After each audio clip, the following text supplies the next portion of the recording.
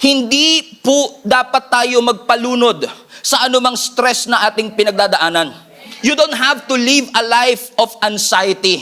You don't have to be overwhelmed by the fear that you are facing and the fear that you are feeling right now. Anumang boses ang naririnig mo sa iyong kaisipan that is not aligned with the Word of God, meron kang authority para palayasin ang lahat ng ito kasi ang isip na yan ay regalo sa iyo ng ating Panginoon. Sasabihin sa ni Satan, hindi ka mahal ng Diyos, nakalimutan ka na ng Diyos, at ikaw naman mararamdaman mo yung rejection, mararamdaman mo yung loneliness. Ang sasabihin ng kaaway sa iyo, buti pa sa ibang tao may plano ang Diyos pero sa iyo wala. Ang sasabihin ni Satan sa iyo, wala ka ng kinabukasan, you are a mistake, you are a failure. But let me just say this to you mga kapatid, lahat yan ay pawang kasinungalingan.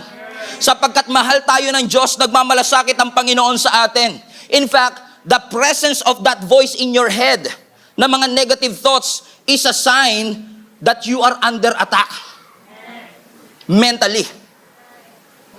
Ibig sabihin mga kapatid, yung presensya ng boses na ating naririnig is an indication that the devil is at work. But we thank the Lord. Kung may presensya ng kaaway, nandun din ang assurance ng presensya ng ating Panginoon.